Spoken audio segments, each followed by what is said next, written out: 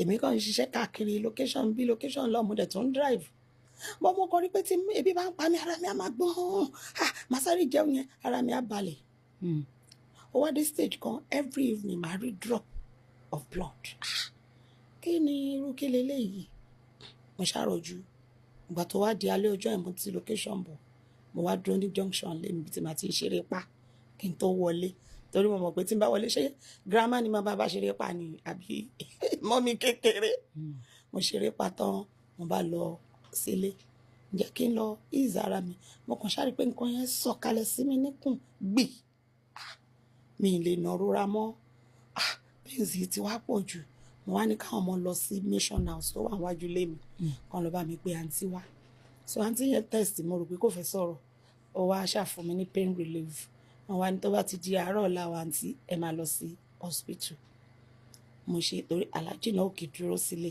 wọn máa ń bí mo ṣe pé àbúrò wọn nìyẹn pé kọ́njọ kan wá gbé mi wọ́n gbé mi lọ hospital wọ́n ṣàṣe test bí ṣe test náà so wọ́n ṣe test pé mo lóyún inú mi ti ń dùn wọ́n wá wò pé kí ló wá ṣẹlẹ̀ ní inú ikùn tó ń dùn yín tẹ́yẹ̀ ṣe wọ́n bá ní kàn ṣe scan ibi scan náà ṣáà ti mọ̀ pé ẹ̀yìn ilé ọmọ lóyún wà.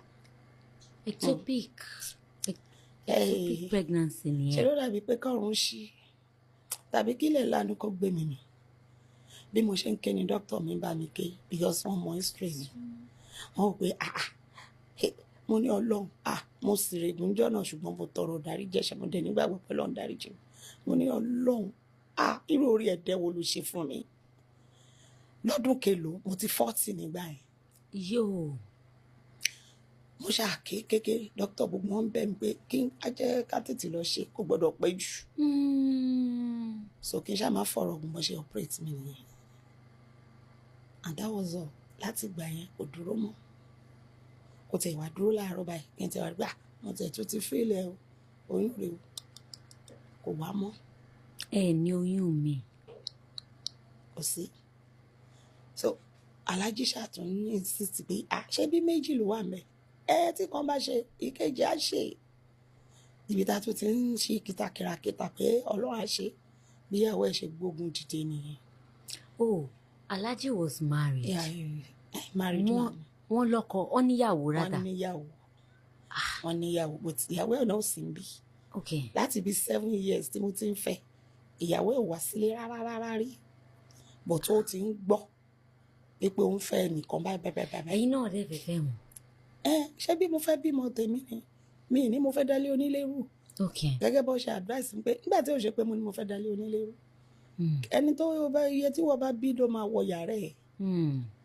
so mo wá wò pé another ogun tún lélẹ́yìí o tó jẹ́ pé tí a bá jọ wà báyìí tó bá máa pè é very early in the morning pé èèyàn ń pè é èpè burúkú ló máa gbé máa yẹn ṣe. ìgbà tó yá mo wá gbé yìí máa yẹn jókòó mo ní Aláàjì mo dúpẹ́ lọ́wọ́ yẹn ṣe ẹ kú àdúró tì àwọn ọmọ yóò ní rí wàhálà wọn ní rúrú ìdààmú tèmi yìí o mo yan dá yín mi ìrẹ́jú láti dà lé yín rú ṣé mo pé mo lórúkọ tó bá ti bẹ̀rẹ̀ sí ní wọ́ọ̀dì mi ń sìn èmi rè ṣe é gbọ́ kí n ní scandal rí jẹ́jẹ́ lọ́mọ èkó ń lọ mi ò ń kọjá yé mi wọ́n ní kí n má wọ orí ó ń bínú mo ní bí mo ṣàṣọra yọ̀ǹda Aláàjì nìyẹn so láti ìgbà yẹn ètò wa ni wọn ní èmi àti wọn tiẹ̀ ní òkè bóyá ká adopt bí mọ́dà mi tún ṣe yarí nìyẹn pé tèmi bá gbé ọmọ kan wá tí mo ní mo adopt àwọn máa rọpa ni.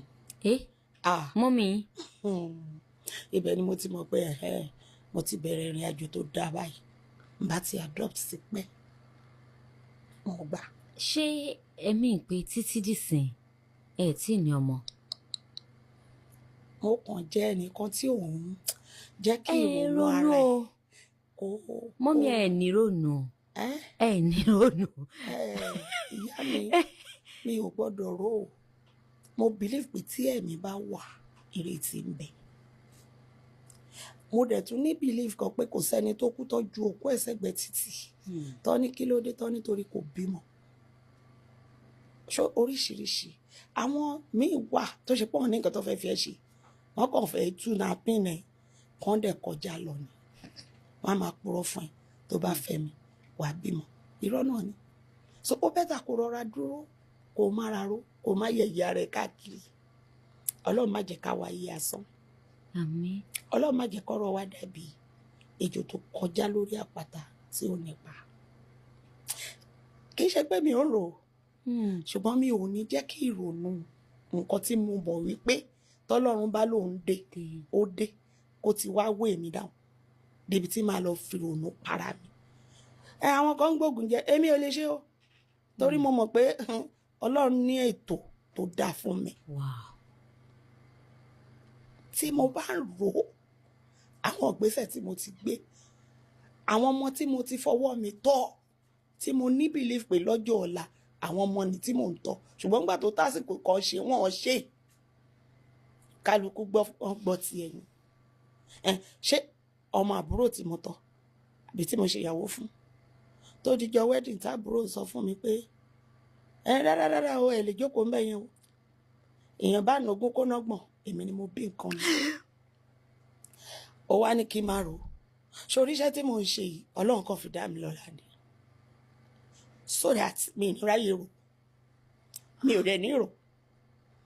Yes, mo máa sọ fáwọn èèyàn omíyalé ti gbèrò nù mí lọ, mi ní rò ó, kọ́lọ́run nú àánú ẹ̀ ó ṣe ètò dá fún ayé mi. At this age ṣé ọmọ ni mo fẹ́ ní mò ń wá kiri báyìí? The only thing tí mo kàn ń rò tí mo fẹ́ ṣe ni pé kí n kàn ráwọ́ ọmọ kékeré tí ò ní kéré jù tí màá lè máa mú léńdéléńdé káàkiri báyìí tèmi náà tó máa fi pé ìyá alágbájá kí n má kakùn pátápátá. Ẹ ní kakùn.